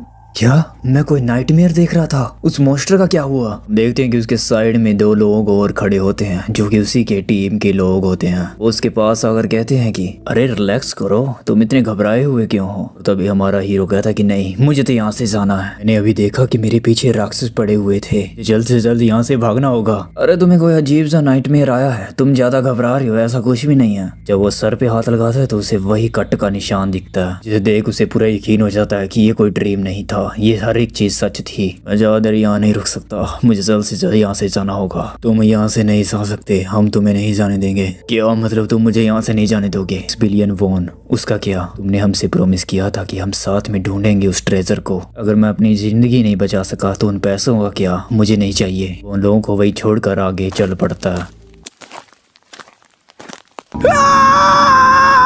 सामने बड़ा सारा ट्रे दिखता है जिसके ऊपर काफी सारी लाशें सी टंगी होती हैं और नीचे एक पेंटाग्राम बना होता है। जब वो उस बॉडी के ऊपर हाथ लगाता है तो उसके ऊपर चिपक जाती है। देखा, मैंने कहा था ना कि ये कोई सपना नहीं है। तुम्हें तो मैं झूठा लगता था, तुम लोगों को तो सिर्फ पैसों से परवाह थी। हाँ, बट तू नहीं जानता कि ये एक सर्वाइवल गेम है। तू यहाँ से नहीं जा सकता, तुझे यहाँ से नहीं निकलने देंगे। तू खुद आया है यहाँ, तूने बहुत सारे रूल्स तोड़े हैं। तुम जिंदा नहीं जा सकते, यहाँ से नहीं निकल सकते। देखते देखते उन मॉन्स्टरों में तब्दील हो जाते हैं। तभी सडनली हीरो को याद आता है कि वो कैसे यहाँ पर पहुँचा। हे, यहाँ पर कोई है शॉप के अंदर? मुझे कुछ सामान लेना है। लगता है यहाँ कोई नहीं है, मैं खुद से ही उठा लेता हूँ। फ्लैश लाइट लेना ठीक रहेगा। अरे बच्चे, मैं यही हूँ, तुम्हें किसी चीज की जरूरत है तो मुझे बता सकते हो। हाँ, तुमने मुझे डरा दिया।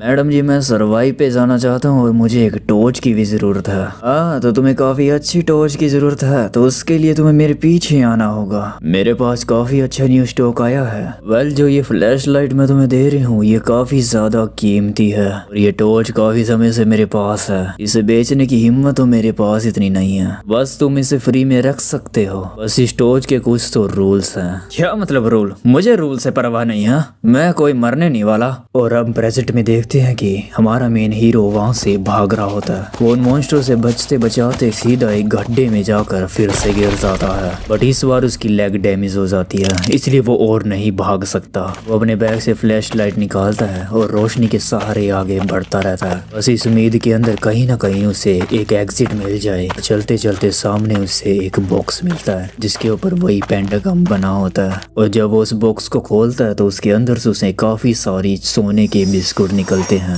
और भी काफी सारी चीजें। इसे देखकर वो खुश तो हो जाता है, लेकिन उसकी खुशी ज्यादा देर नहीं टिकती। उसके सर पर उस मॉन्स्टर का हाथ आता है और उसे ऊपर की ओर उठा लेता है और तभी उसे सडनली याद आता है कि शॉप में उसने टॉर्च के साथ एक टीवी भी लिया था। वो कहता है मेरी लेग पे फ्रैक्चर आया है और वो कहीं पर भी नहीं जा सकता। तभी याका उसे एक टीवी सजेस्ट करती है टाइम पास के लिए। टीवी बिल्कुल फ्री है, बट इस टीवी के ऊपर एक चैनल मत देखो, वही एडवेंचर प्रोग्राम वाला। उसके बाद वो बिना कुछ सोचे समझे वो उस टीवी को उठा लेता है। घर जाकर जब टीवी देखता है तो वही चैनल चला लेता है। उसके ऊपर सर्वाइवल गेम चल रही थी, उस गेम को कंप्लीट कर रहे थे प्राइज को जीतने के लिए। वो भी सीधा अब उसी शो के अंदर पहुंच गया। अब हम प्रेजेंट में आते हैं। देखते देखते वहां पर काफी सारे मॉन्स्टर आ जाते हैं। हम देखते हैं कि याका अपने रूम में बैठी होती है और उस टीवी के अंदर वही शो देख रही होती है। इसके अंदर हमारा मेन हीरो सर्वाइविंग के लिए लड़ रहा होता है। ये जो शो चल रहा था ये ह्यूमन वर्ल्ड के लिए तो बिल्कुल भी नहीं था। टीवी वाला मॉन्स्टर बोलता है नेक्स्ट सीजन कभी भी आ सकता है, मेरे साथ बने रहिए। याका कहता है कि मैंने तुम्हें वार्न किया था बट तुमने मेरी बात को ध्यान से सुना ही नहीं। खैर, वो तुझे मिल गया जो तुझे चाहिए था।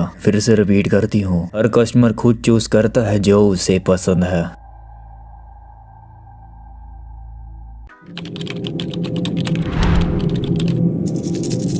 इस बार एक मोटी लड़की उसकी शॉप के अंदर आती है। याका उसे देखकर ही कहती है कि तुम शायद डाइटिंग के बारे में सोच रही हो ना? तुम्हें कैसे पता? क्या ये मैं सच में कर सकती हूँ? पर याका उसे देखकर कहती है कि तुम तो पहले से ही खूबसूरत हो, मैं तुम्हारे लिए बस इतना कर सकती हूँ। वो उसे वेट लूज की मशीन गिफ्ट कर देती है। हाँ, इसका एक रूल है, जैसे वेटर्स के अंदर बैटरीज खत्म हो जाए डाइट को स्टॉप कर देना चाहिए। अगर तुमने रूल को तोड़ा तो शॉप की कोई रिस्पॉन्सिबिलिटी नहीं है। और घर जाते ही वो अपनी डाइट को शुरू कर देती है। बेचारी जीन अपनी पूरी जिंदगी घर पर और कभी काम के ऊपर लोगों की बुलिंग सहती रही। असल में वो थक गई थी सोशल मीडिया की आउटकास्ट बनते हुए और इस बार वो सीरियस रिजल्ट अचीव करना चाहती थी, या फिर इतनी भी सीरियस नहीं बनना चाहती थी। फिर से ओवर ईट कर लेती है जिससे वेट और ज्यादा गेन हो जाता है। हमेशा की तरह कल से फिर से शुरू करेंगे, आज खा लेते हैं। बट उस शॉप से लाई वो वेट लूजर मशीन के ऊपर चेक करती है तो 7 kg वेट लूज कर लिया। ये बात उसे भी समझ नहीं आती, वो तो लगातार खा रही थी लेकिन वेट कैसे लूज हुआ। हर बार वेटिंग मशीन पे चढ़ने पर उसका वेट किलो के हिसाब से कम हो जाता और टाइम के साथ साथ अजीन बदल गई, स्लिम और अट्रैक्टिव जैसे दिखने लगी। अजीन को कॉम्प्लीमेंट्स की बारिश हो रही थी। हर कोई उसकी तारीफ कर रहा था कि वो इतनी ज्यादा खूबसूरत कैसे हुई, उसकी सीक्रेट क्या है। और अब हम एक मिस्टीरियस औरत को देखते हैं जिसका नाम डियाना होता है। तुम पिछले 100 सालों से लोगों के साथ खेल रही हो याका। जीन की लाइफ सेट हो गई। पहली बार उसके पीछे लड़के पड़ने लगे। एक लड़के ने तो डेट के लिए बुला लिया। पूरे टाइम उसकी ब्यूटी की तारीफ करता रहा। सभी ऑफिस वर्कर साथ में लंच वगैरह करते। उस लड़के का उसका प्रपोजल भी आ गया। वो बहुत ज्यादा खुश थी और अब वेट लूज करना उसने कंटिन्यू रखा। और अब मशीन की बैटरीज खत्म होने लगी और तभी अजीन सडनली गिर पड़ती है। उसकी पूरी बॉडी दर्द करने लगी, बाल झड़ने लगे। मिरर में दिखता है अपना अजीब सा चेहरा जो कि भूख के कारण मरा पड़ा था। वो रियलिटी में ऐसा नहीं था, बस उसे ऐसा लगा, या फिर एक वार्निंग थी याद दिलाने के लिए अजीन को रूल फॉलो करने चाहिए। वैसे भी उसने अपने गोल्स को अचीव कर लिया। देख ही सकते हो लड़की औसम दिखती है। फाइनली वो अपनी लाइफ एंजॉय कर सकती है। अब और क्या ही बिगड़ सकता है। डॉक्टर ने कहा जीन ने डाइट की वजह से बहुत ज्यादा मसल को लूज कर लिया, इसलिए उसका शरीर दुख रहा है और बाल झड़ रहे हैं। फाइनली वो समझ गई कि ये सब कुछ वेट की वजह से है, इसलिए वो डिसीजन लेती है कि वो याका को मशीन वापस कर देगी। लेकिन जब वो याका की दुकान के ऊपर पहुंचती है, वो डियाना को देखती है जो काफी ज्यादा खूबसूरत होती है। उसकी खूबसूरती देख के इतना ज्यादा शौक हो जाती है कि वो सोचती है कि वो इसके जैसे क्यों नहीं बन सकती। इसलिए वो सोचती है कि वो वेट मशीन वापस नहीं करेगी। वो याका को कहती है मुझे इस मशीन की कुछ बैटरीज चाहिए। बस यहीं से ये उसकी सबसे बड़ी गलती थी। यहाँ से शुरू होता है अजीन और ज्यादा वेट को लॉस करने लगी, बस उस डियाना जैसी लड़की बनने के लिए। फैमिली को उसकी हेल्थ की चिंता होने लगी, लेकिन वो कहाँ रुकने वाली थी। उसकी ऐसी हालत देखकर उसका बॉयफ्रेंड गुस्सा हो जाता है और वो उसे छोड़कर चला जाता है। लोग अब उसे एडमायर नहीं करते। बॉयफ्रेंड ने उसे छोड़ दिया, लेकिन अजीन ने क्या सोचा, वो उसके साथ सिर्फ इसलिए थे ताकि वो मोटी थी, मतलब कि और वेट लूज करना पड़ेगा। ओह, मैं कितनी क्यूट हूँ, मैं बहुत सुंदर हूँ।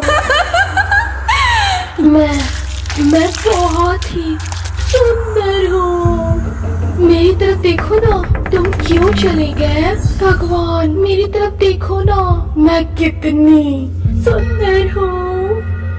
अब वो कपड़े पहनकर तैयार होकर अपने एक्स बॉयफ्रेंड के घर चली कि वो उसे देखकर इम्प्रेस हो जाए और फिर से अपनी गर्लफ्रेंड बना ले, ताकि वो फिर से उससे प्यार करने लगे। सॉरी बोलने के इंतजार करते हुए अजीन ने नोटिस ही नहीं किया कि वो रोड क्रॉस कर रही है। ट्रक ने भी नहीं देखा, वो उसे उड़ा देता है। और अब डॉक्टर उसकी बॉडी का पोस्टमार्टम करते हैं। उसके शरीर को देखकर पूरी तरह से हैरान हो चुके थे। वो देखते हैं उसकी बॉडी के ऑर्गन श्रिंक हो गए, हड्डियां छोटी होने लगी, यहाँ तक कि हड्डियों के अंदर छोटे छोटे होल्स भी थे, जैसे किसी ने वहां से काट लिया हो।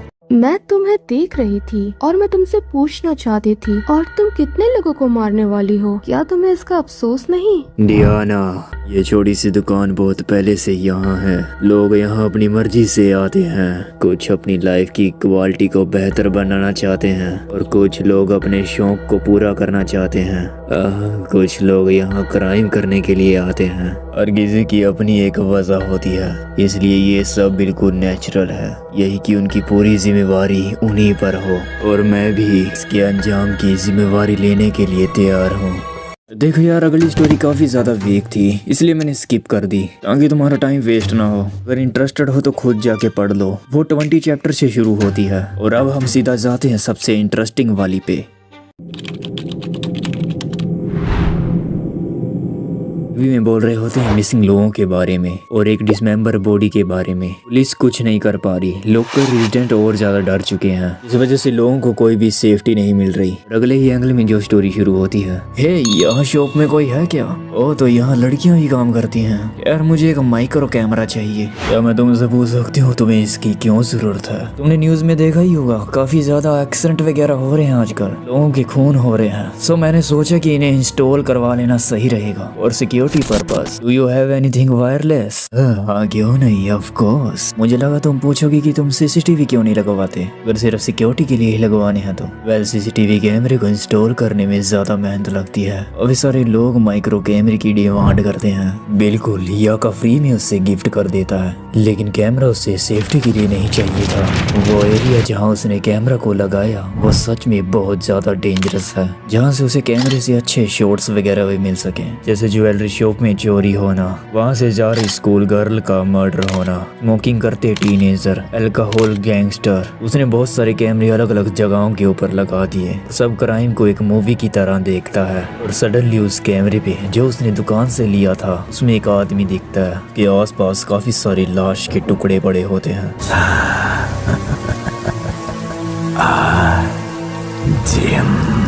किलर उस कैमरे को नोटिस कर लेता है और उससे पूछता है कि तो ये तुझे सब कुछ देखना इंटरेस्टिंग लग रहा है, हैं? हीरो काफी ज्यादा सरप्राइज था। उसने नोटिस कैसे कर लिया जबकि कैमरा तो हिडन था। वो उतना डरा नहीं लेकिन उसमें इंटरेस्ट लेने लग गया और माइकल से बदला लेने के लिए उसने उसका video with face dark net के ऊपर अपलोड कर दिया। वो वीडियो तेजी से वायरल होने लगा। हीरो को अब इससे प्लेजर मिला लेकिन व्यूवर्स ने नोटिस किया कि माइकल फेमस रेपर किलर है। इसी बीच हम दूसरी तरफ एक डिटेक्टिव को देखते हैं जो कि इस केस को स्टडी कर रहा था लेकिन उसे भी कुछ भी समझ नहीं आ रहा था। रूम नंबर 204 मर्डर केस, गुम हुआ एक छोटा बच्चा, फेमस गुम हुई park Kim, Singh case of new couple. Detective को भी कुछ समझ नहीं आ रहा था लेकिन उसे कहीं ना कहीं लगता था ये केस किसी चीज से कनेक्टेड है। अनसॉल्व इंसिडेंट, ये सब क्या पागलपंती है यार। लेकिन तभी उसे एक क्लू मिला। जितने विक्टिम में मिले हैं वो सारे एक बार इलेक्ट्रिकल शॉप के ऊपर जरूर गए थे। तभी डिटेक्टिव के साथ वाला बंदा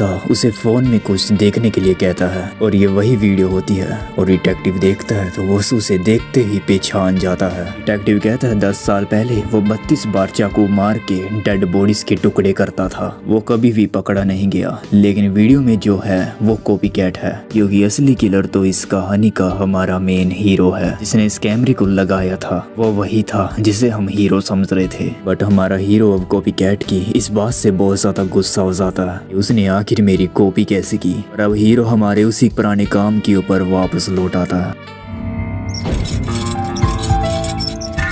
बचाओ मुझे, माफ कर दो प्लीज, मुझे जाने दो।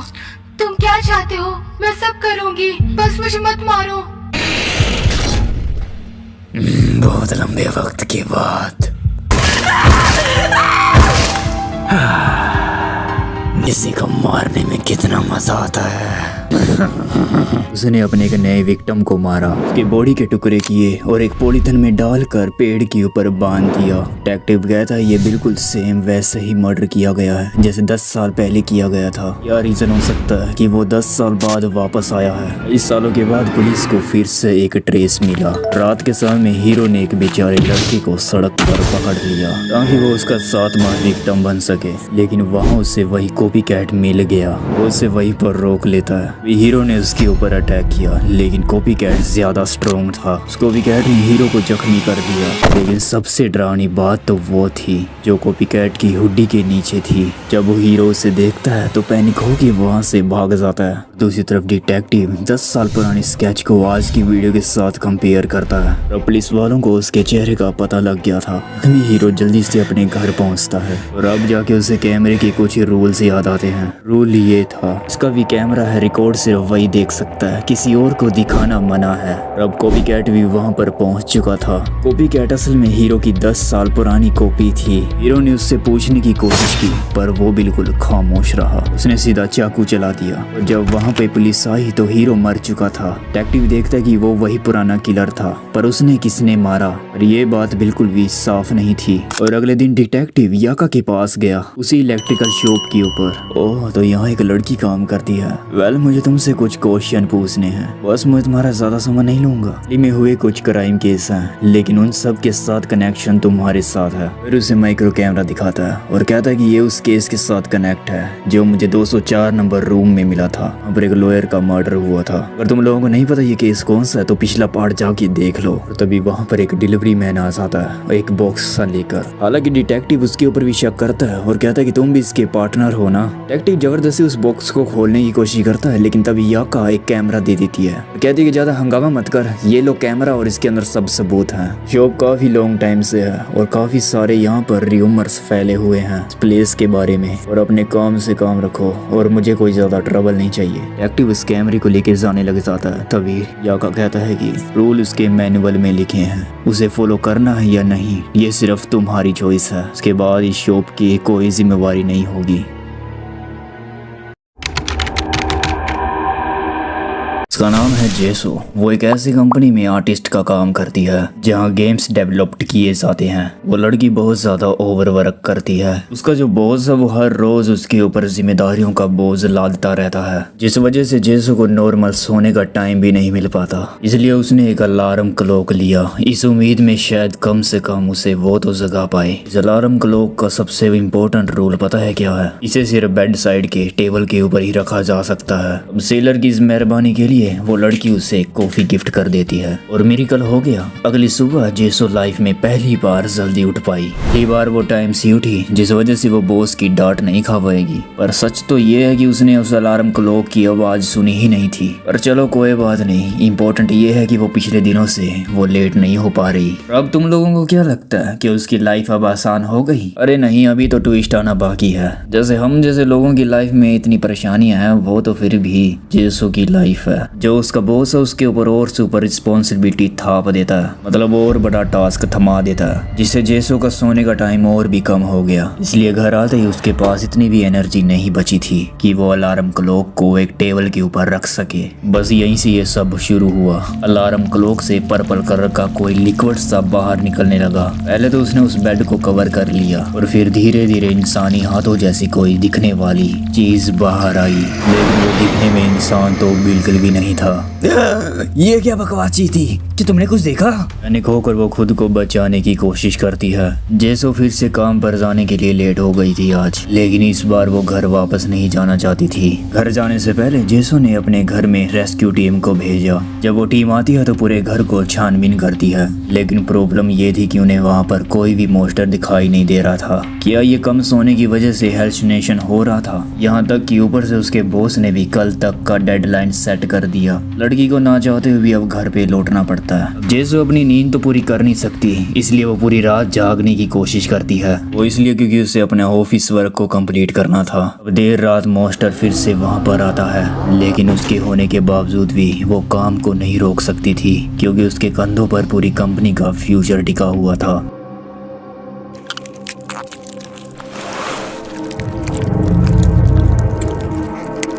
अब जेसो जब जागती है तो उसके चेहरे के ऊपर एक कट का निशान था। अब उसे यकीन हो गया था वो मॉन्स्टर रियल था। चलो कोई बात नहीं, इम्पोर्टेंट ये है कि अभी मेरा काम कंप्लीट हो चुका है, जिसका डेडलाइन नजदीकी था। थोड़ी देर बाद पता चलता है जो उसने काम किया था वो नेक्स्ट वीक के लिए शिफ्ट कर दिया गया था। जो उसकी कंपनी का बॉस था वो उसे बताना ही भूल गया था, और अब सब कुछ फिर से दोबारा से करना पड़ेगा क्योंकि रिक्वायरमेंट बदल चुकी है। अब साथ वाले कोलीग्स उससे कहते हैं जेसो तुम्हें एक नॉर्मल सी वेकेशन ले लेनी चाहिए। जो तुम जिस तरीके से काम कर रही हो ये कोई तरीका नहीं है। यहाँ तक कि उसके डिपार्टमेंट में कोई गधे जैसी इतनी मेहनत तो नहीं करता। यहाँ तक कि उसे सिक्योरिटी गार्ड भी कहता है, जो रोज उसे सबसे लेट जाते हुए देखता था। वो उसे समझाने की कोशिश करता है, जो तुम कर रही हो क्या ये काम सच में इतना ज्यादा इम्पोर्टेंट है, या इससे कोई सर्टिफिकेशन मिलता है जिसके लिए तुम इतनी मेहनत कर रही हो? अब उसके बॉस ने लड़की को तो एक नॉर्मल लीव भी देने से मना कर दिया, बावजूद इसके कि उसने ओवरवर्क भी किया था। उसकी तबीयत इतनी ज्यादा खराब थी, यहाँ तक कि कंपनी में उसका इतना बड़ा कंट्रीब्यूशन था। इसलिए जेसो ने डिसीजन लिया कि वो जॉब को क्विट कर देगी। भाड़ में जाओ तुम सब। अब मॉन्स्टर भी उसके घर से अभी तक गया नहीं था, लेकिन जब उसने देखा कि वो अलार्म क्लॉक से बाहर आ रहा है तब जेसो सब समझ गई। अब समझ आया कि अलार्म मुझे सुनाई क्यों नहीं दिया। वो मुझे जगाता ताकि मैं जल्दी उठूं और टाइम पर काम पर जाऊं और टाइम पर ख़त्म कर सकूं। अब मुझे समझ आया कि वो मॉन्स्टर मेरा पीछा क्यों करता है। अब मुझे मत जगाना प्लीज़। हर चीज़ के लिए शुक्रिया, बहुत बहुत शुक्रिया। हाँ, ये एक अच्छी हैप्पी एंडिंग थी। अलार्म क्लॉक के मॉन्स्टर ने उसे आगे कभी हार्म नहीं पहुंचाया, यहाँ तक कि उस टॉक्सिक जॉब से उसे छुटकारा मिल गया। फाइनली एक चैन की नींद तो सो ही सकी। लेकिन अगली स्टोरी इतनी पीसफुल नहीं होगी, वो और भी ज्यादा मुश्किल भरी है। लेकिन सच कहूँ तो ये एक मेरी फेवरेट स्टोरी है।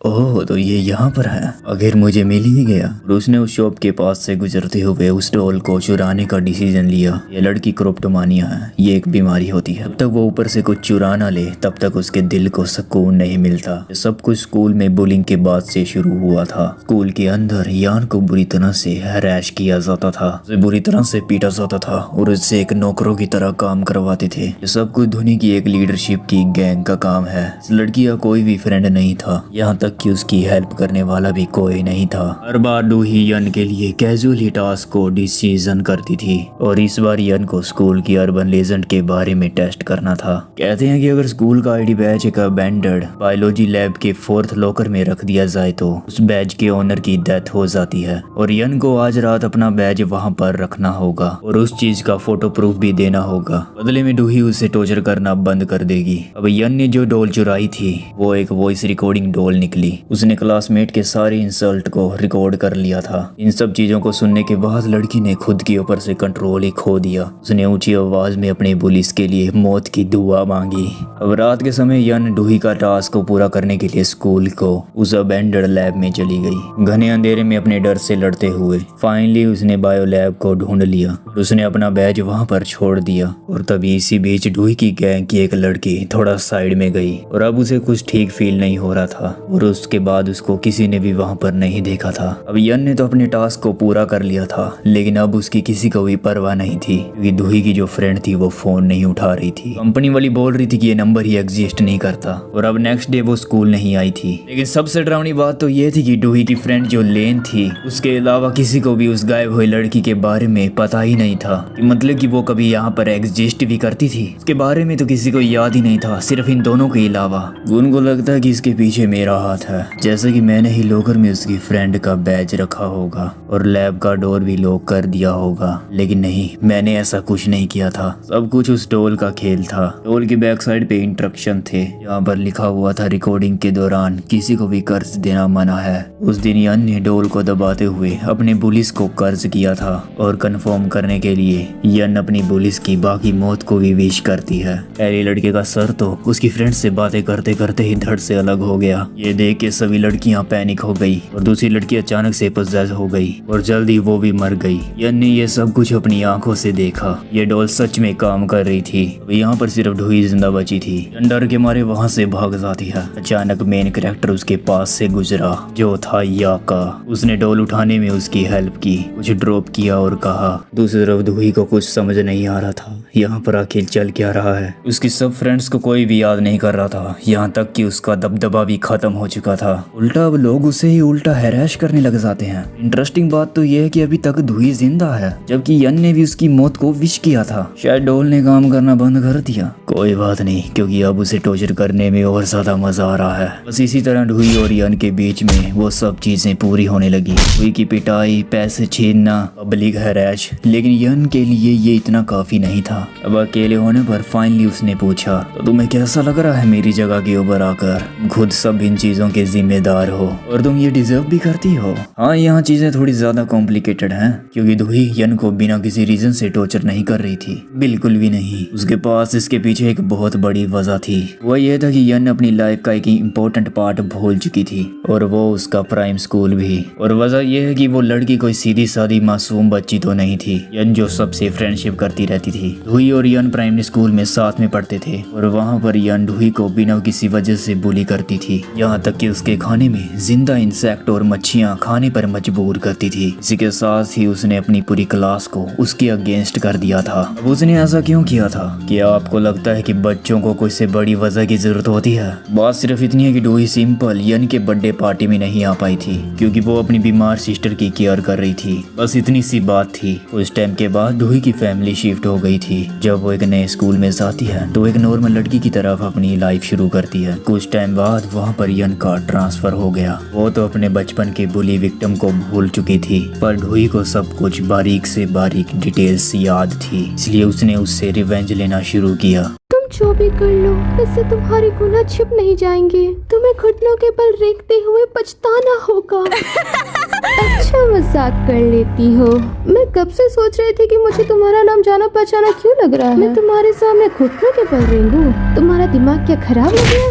तुमने मुझे सच में गुस्सा दिला दिया है। मैंने तुम्हारे साथ ऐसा क्यों किया? क्योंकि मुझे मजा आ रहा था। मुझे तो वो पुराना वक्त याद ही नहीं है। कैसा लगा? बदला मैं तुम्हें तब तक पीटूंगी जब तक तुम्हारी हड्डियां टूट ना जाए और तुम खून से लथपथ ना हो जाओ और जब तक तुम खून की उल्टियां ना करने लगो। तुम्हारे पास इतनी हिम्मत भी ना बचे कि तुम रहम की भीख मांगो। मत चिढ़ाओ।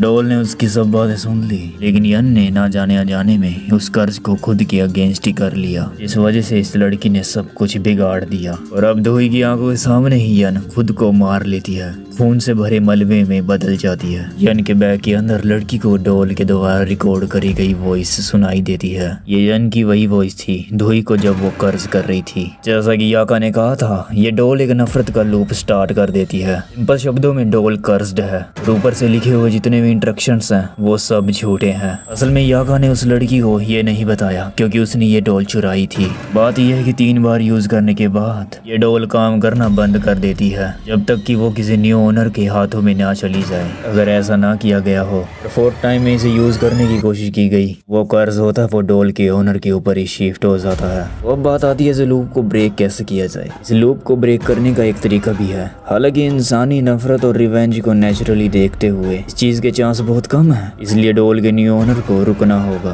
किसी से रिवेंज भी नहीं लेना होगा। सिंपल सी बात, इस डॉल को यूज करना बंद करना होगा। उसने इस डेंजर रास्ते पर आगे ना बढ़ने का डिसीजन लिया क्योंकि वो अब समझ चुकी थी वॉयलेंस सिर्फ वॉयलेंस को ही अंजाम देता है। सब कुछ समझ चुकी थी कि डॉल काम कैसे करती है। वो समझ गई थी ये डॉल एक न्यू बुली को मारने में हेल्प कर सकती है, लेकिन फिर भी उसने वहीं पर उसे फेंक दिया।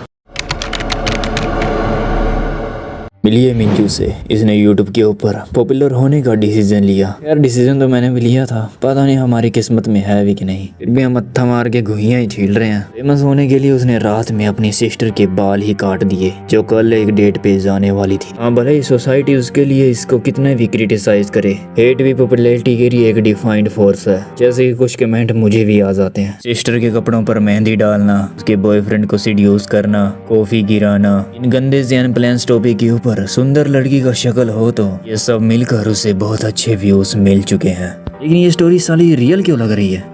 हालांकि उसके फ्रेंड्स इस चीज के लिए सपोर्ट नहीं करते। घर पर तो उसकी बहुत गंदी क्लास लगती है, लेकिन मिंजू रुकने वाले में से नहीं है। वो और न्यू प्लान की तलाश में चलते चलते वो लड़की हमारी शॉप के ऊपर पहुंचती है। शॉप में ड्रोन को देखकर उस लड़की ने तुरंत डिसीजन ले लिया कि उसको तो इस चीज की जरूरत है। ठीक है, तुम इसे फ्री में ले जाओ, बस सिर्फ एक चीज का ध्यान रखना, जब ये डिस्चार्ज हो जाए तो शूट मत करना। बस फिर ये रहा मिंजू का एक new video, flying ghost head prank. लड़की ने बहुत सारे लोगों को डरा दिया और अपना अब तक का सबसे पॉपुलर वीडियो बनाया और फिर अचानक उसके प्रैंक में अजीब क्रिएचर का सामना हुआ। वो एक एनिमल की तरह मूव करके चल रहा था, लेकिन उसका फिजिक बिल्कुल इंसानों जैसा था और अब वो उसे क्लोजअप में शूट नहीं कर पाई। बैटरी डाउन होने की वजह से उसका ड्रोन ग्लीच करने लगा और तभी वो चीज लड़की के पास होकर गुजरती है। देखकर पता चला कि वो एक इंसान ही था और सब्सक्राइबर को ये सब देख बहुत ज्यादा मजा आ रहा था। ये वीडियो वायरल हो गई और तुम लोगों को भी मजा आ रहा है ऐसी वीडियो देखने में तो जल्दी सब्सक्राइब करके जरूर रख लेना, जल्दी ऐसी और मांगा लेके आऊंगा। और मिंजू ने डिसीजन लिया कि वो उस चीज का पता लगाए कि आखिर वो चीज है क्या और उसे क्लोज फुटेज में रिकॉर्ड करेगी। तैयारी के साथ लड़की फॉरेस्ट की तरफ निकल पड़ती है। फुटप्रिंट के फॉलो करते करते वो एक अजीब से आदमी तक पहुंचती है। वो दूर पहाड़ों में रहता है, वो कीचड़ खाता है, गड्ढों से पानी पीता है, बिल्कुल एक आदि मानव की तरह बिहेव करता है।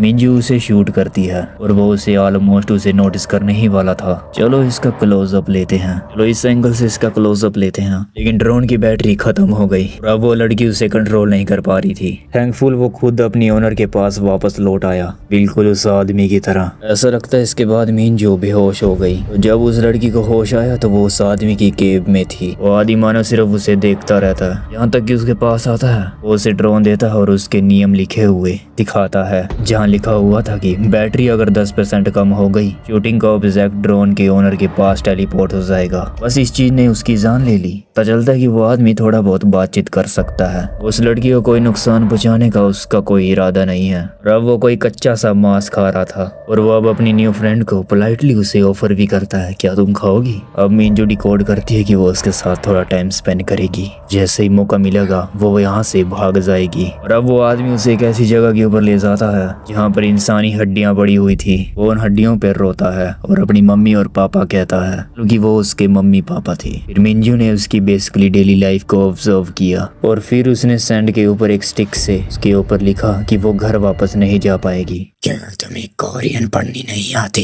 ये देखते लड़की ने सिचुएशन को समझते ही एक इलेक्ट्रिकल गन को निकाल लिया और खुद को बचाते हुए जंगल की तरफ भाग गई। लेकिन यहाँ ये आदमी एक झाड़ी के बारे में भी जानता है। लड़की ज्यादा छिप नहीं पाई, तभी मिंजू ने डिसीजन लिया कि वो ड्रोन को लॉन्च करेगी और उसके पास के लोगों तक भेजेगी। अब मेरे पास हेल्प जरूर आएगी। लेकिन उस आदमी ने उसके सर पर एक पत्थर मारा और वो फिर भी नहीं रुकती तो वहाँ से भाग पड़ती है। बैटरी ऑलमोस्ट इतनी बची थी कि एक कपल उसे देख सके, लेकिन कंट्रोल करने के चक्कर में लड़की ने नोटिस ही नहीं किया। वो सीधा कैलिफ की तरफ दौड़ रही थी। हार्ट से गिरकर उसने अपनी डेथ वारंट पर साइन कर दिया था। वो आदमी उसके पास आता है तो हैरान होता है कि ये लड़की यहाँ पर आखिर कर क्या रही है। मैं एक साधारण सी लड़की हूँ, मैं तो बस पब्लिक का अटेंशन लाना चाहती थी। पता चलता है कि उस आदमी को भी उसके जैसे लोगों में इंटरेस्ट था। मिंजू यहाँ सनसनी की तलाश में आने वाली पहली इंसान नहीं थी। वो हड्डियाँ, उसने बस उसके साथ एक प्रैंक किया था। मतलब कि उसने झूठ बोला था कि वो हड्डियाँ उसके पेरेंट्स की हैं। एक्चुअली उसके पास्ट विक्टिम के बचे हुए पार्ट्स थे और ये लूप यही नहीं रुकने वाला। फिर कुछ महीनों बाद फॉरेस्ट में एक न्यू ब्लॉगर अपेयर हुआ और लोगों से प्रॉमिस कर रहा होस्ट माउंटेन के पीछे के राज को रिवेल करेगा। मैं आपसे प्रॉमिस करता हूँ। नेक्स्ट स्टोरी के अंदर भी एक कैरेक्टर पॉपुलर होने का सपना देखती है, लेकिन एक डिफरेंट तरीके से। इसका नाम है सायो और वो पिछले कुछ सालों से नॉवल लिख रही है। बस उसकी मदर उसके सपनों को सपोर्ट नहीं करती। वो सीधा लड़की को अपने फेवरेट काम से मना कर देती है, क्योंकि उसकी मदर का कहना था कि राइटिंग के अंदर कोई स्कोप नहीं है, जबकि एजुकेशन में है। बस ऐसा ही कुछ मेरे साथ भी चल रहा है और बाप की गालियाँ खा के फिर भी डबिंग करने बैठ जाता हूँ। इसलिए उन्होंने उसका कीबोर्ड छीन लिया और अपनी बेटी को स्टडी पर फोकस करने का ऑर्डर दिया। हाँ भाई, बिल्कुल ऐसे ही। इसके बाद तो वो बच्चा अपना फेवरेट काम करने के बारे में बिल्कुल ही भूल जाता है। इलेक्ट्रिकल शॉप की फिर से एंट्री।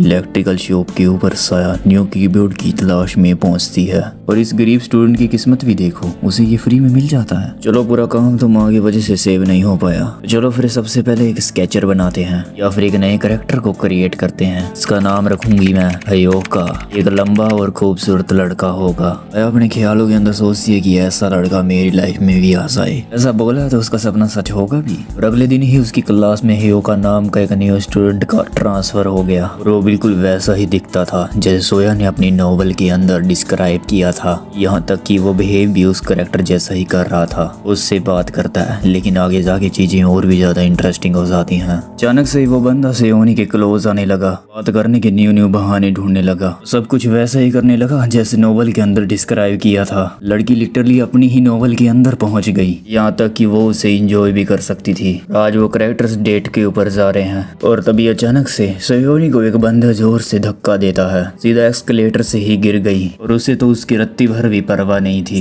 ये सब चीजें भी नॉवल के अंदर लिखी हुई थी और यहाँ पर लड़की को रियलाइज हुआ। और अब फार्मेसी जाने के बहाने हयोका उन लड़कों को पकड़ के धो देता है। सच बात तो ये थी कि वो चैप्टर पहले से ही लिखे गए थे। सियोन को इस बारे में अभी कुछ आइडिया नहीं चला और तब उसने स्टोरी को थ्रिलर में बदलने का डिसीजन लिया। हयोका ने लड़की के पुलिस को बुरी तरह से पीटा था, लेकिन ये सब कुछ तो शुरुआत थी। सियोन ने हयोका के साइकोपाथ रूप को भी डिस्क्राइब किया था। अब उसने भी क्लास के अंदर लोगों के ऊपर हंसना और उनको परेशान करना शुरू कर दिया। बस बात सिर्फ ये है कि सब कुछ रियल लाइफ में हो रहा है, इसलिए इससे पहले कुछ सीरियस हो जाए जल्दी से इसे रोकना होगा। सब कुछ जल्दी से डिलीट कर देना चाहिए, लेकिन ऐसा नहीं हो पाएगा। नॉवल पहले ही बहुत ज्यादा पॉपुलैरिटी में आ चुकी थी। उस नॉवल को बहुत ज्यादा हाई रेटिंग भी मिल चुकी थी। उस पर बहुत सारे पॉजिटिव कमेंट थे। तो अब क्या किया जाए? तो सीईओ अब क्या स्टेप लेगी? सिचुएशन चाहे कुछ भी आ जाए, लेकिन इंसान बने रहना इंपॉर्टेंट है। अगर सियोन ने प्लॉट को रीराइट नहीं किया होता तो अब तक हयोका उसकी क्लास को पीट रहा होता और ये सच में बहुत ज्यादा हो जाता। सियोन ने स्टोरी को बदल तो जरूर दिया था, लेकिन जो उसके नॉवल के फैन थे उन्हें वो पसंद नहीं आया, क्योंकि वो वायलेंस को छोड़कर एक काइंड हार्टेड इंसान बन गया था। इसी की याद आ रही है। अब हयोका दूसरों से मार खाता, वो कोई रिएक्ट नहीं करता, दूसरों से रिवेंज भी नहीं लेता। इस वजह से ये फैन को बिल्कुल भी पसंद नहीं आता और अब सियोन नॉवल को डिलीट करना चाहती थी, क्योंकि उसे समझ समझ नहीं आ रहा था कि उसे आगे अब करना क्या है। और ऐसे ही कुछ टाइम के बाद आगे चल के लड़की को एक नोबेल पुरस्कार मिला और उसने आखिरकार इसको खत्म करने का डिसीजन लिया। सब लोगों के लिए सबसे अच्छी एंडिंग लिखने के बारे में सोचा और उसने लिखा भी। और अब उसने हियोका की बैक स्टोरी लिखी। उसने उस लड़की की एक इमोशनल बैक स्टोरी को क्रिएट करके लिखा, जिससे सभी फैंस हियोका के साथ दोबारा से कनेक्ट हो गए। हियोका ने जो भी कुछ किया ये सब आदतें उसकी फैमिली से आई, जहाँ उसका फादर अक्सर उसकी माँ को मारता पीटता था। टाइम के साथ साथ हियोका ने लोगों के क्लोज आने और सोसाइटी का पार्ट बनने की कोशिश की, लेकिन वो नहीं कर सका। और एंड में सियोन की मदर उसके राइटर बनने की प्रोसेस में एक्सेप्ट कर लेती है। इस स्टोरी में भी सब कुछ ठीक हो गया और उसने वो कीबोर्ड याका को ही लौटा दिया। और अब एक आखिरी ऐसी स्टोरी बताऊंगा जिसके लिए मैं काफी टाइम से वेट कर रहा था, लेकिन इस स्टोरी में ऑथर हमें फाइनली बताएगा वो लड़की कौन है जिसके लिए याका इंसानी दुनिया में आया और इंसानों की सोल के साथ क्यों इतना खेलता है। तो इस बंदी का नाम है एरिस। वो अपनी फैमिली के साथ एक छोटे से विलेज में रहती है। याका उसका अपना एक सगा भाई है और एरिस एक इंट्रोवर्ट लड़की है। वो हर दिन डिफरेंट तरीके के गैजेट को क्रिएट करती रहती है ताकि लोगों की लाइफ को नॉर्मली और ज्यादा बेहतर बनाया जा सके। हमें पता चलता है कि याका कोई आम इंसान नहीं है। वो असल में हेल का एक बहुत बड़ा जर्नल होता है जो इंसानी ख्वाहिश और लालच को कंट्रोल करता है। लेकिन याका अपनी बहन एरिस के साथ खुशहाल जिंदगी जीना चाहता था, इसलिए वो उससे लेकर एक इंसानी दुनिया में आ गया। एरिस बहुत मासूम और इंटेलिजेंट लड़की है, ऐसी चीजें बनाती है जो लोगों की मदद कर सके। लेकिन याका जानता था इंसान के लालच का कोई अंत नहीं है। वो एरिस को हमेशा वार्न करते हुए कहता था लोगों की मदद मत करो, क्योंकि एक दिन वो लोग तुम्हारे ही दुश्मन बन जाएंगे। मैं अपने पावर का बुरे कामों के लिए यूज नहीं करूंगी। मुझे विश्वास है कि जिन लोगों की हेल्प मेरी मशीनें करेंगी वे मेरे थैंकफुल होंगे और अच्छाई का जवाब अच्छाई से देंगे। अब मुझसे ये मत कहना कि ऐसा पॉसिबल नहीं है। एरिस, तुम ऐसा नहीं कर सकती। लोग सिर्फ अपनी इच्छाओं के गुलाम हैं। मैं अंदाजा भी नहीं है लोग किस हद तक जा सकते हैं। इंसानी लालच की कोई सीमा नहीं होती।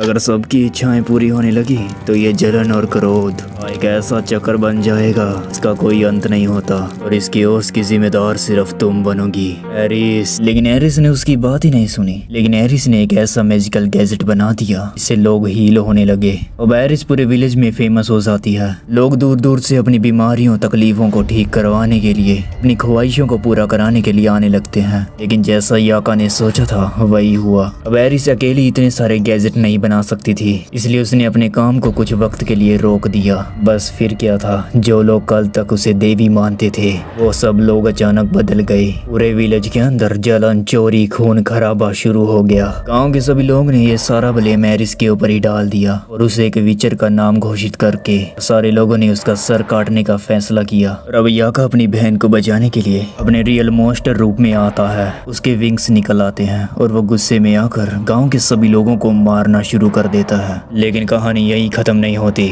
अचानक से आसमान से हेल से निकल के आते हैं ग्रीन रिपर्स। वो तीर की तरह नीचे आते हैं और उनसे कहते हैं याका ने इंसानी दुनिया के माहौल में इंटरफेयर ना करने का अपना पुराना वादा तोड़ दिया। इसलिए उन्होंने याका को सजा देने के लिए वो बड़े बेरहम तरीके से याका की दोनों विंग्स ही जड़ से उफाड़ देते हैं। इस वजह से उसकी सारी शक्तियां छीन जाती हैं। याका दर्द से तड़फ रहा होता है और उसके सामने गिड़गिड़ा रहा होता है। लेकिन वो क्रिएचर्स एरिस को अपने साथ हेल के अंदर ले जाते हैं। अब याका वापस अपने घर आता है। घर के बेसमेंट में याका को एरिस का एक लेटर मिलता है। एरिस को पहले से ही पता था कुछ तो बुरा होने वाला है, इसलिए उसने एक ऐसा मैजिकल पोर्टल का डिवाइस बनाया था जो याका को हेल और हेवन में टेलीपोर्ट कर सके। लेकिन उस डिवाइस को चलाने के लिए बहुत सारी इंसानी आत्माओं की एनर्जी चाहिए थी। बस यहीं से हमें पूरी मानवा का कनेक्शन समझ आता है। अब याका ने कोरिया के अंदर शिफ्ट होकर हंटर एक इलेक्ट्रिकल शॉप खोली। वो कोई बिजनेस नहीं था बल्कि एरिस के उस डिवाइस को चार्ज करने के लिए एक जरिया था। वो कस्टमरों को उनके लालच के हिसाब से एक प्रोडक्ट को बेचता था, जैसे कीबोर्ड, अलार्म क्लॉक, कैमरा। और जब लोग उसका गलत इस्तेमाल करते थे तो उसकी तरफ से पैदा हुई नेगेटिव एनर्जी और उसकी सोल उस डिवाइस में सेव होकर चली जाती थी। जैसे वो टॉक्सिक ब्लॉगर, बुली करने वाली लड़की, उनकी आत्माओं की एनर्जी से वो पोर्टल की परसेंटेज 100% चार्ज हो जाती है। पोर्टल एक्टिव होते ही एक अजीब सी ताकतवर एनर्जी पूरे शॉप के अंदर फैल जाती है। याका अपना रास्ता चुन चुका है। वो अपनी बहन को बचाने के लिए किसी भी हद तक जा सकता है। पोर्टल पूरी तरह से खुल चुका है और याका उस पोर्टल में पहला कदम रखता है। अपनी बहन एरिस को नरक के क्रूर से बचाने के लिए। ये मानवा अपनी ओपन एंडिंग के साथ खत्म हो जाती है। यहाँ पर याका की एक नई दास्तां शुरू होने वाली है। दोस्तों, इस मानवा की एंडिंग भले ही ओपन है, लेकिन इसका पूरा सेटअप सुपरनैचुरल यूनिवर्स मानवा के साथ जुड़ा हुआ है। अगर आपको याका की आगे की कहानी जाननी है तो इसका सीक्वल, जिसका नाम मैं नीचे लिख दूंगा, इस मानवा के अंदर देखने को मिलेगा, जहाँ पर इसकी विल्ड स्टोरी को आगे बढ़ाया गया है। ये मानवा हमें सिखाती है लालच और नफरत का अंजाम हमेशा बुरा ही होता है। आप लोगों को इसका सबसे फेवरेट पार्ट कौन सा लगा, कमेंट करके जरूर बताना। कौन सी कहानी अच्छी लगी और वीडियो अच्छी लगी, लाइक सब्सक्राइब एंड शेयर जरूर करना। तो अपनी फेवरेट मांगा या मानवा का नाम जरूर लिख के जाना, ताकि मैं उसे नेक्स्ट वीडियो में कवर करूँ। तब तक के लिए फिर मिलते हैं। अरिगातो गोजाइमासु।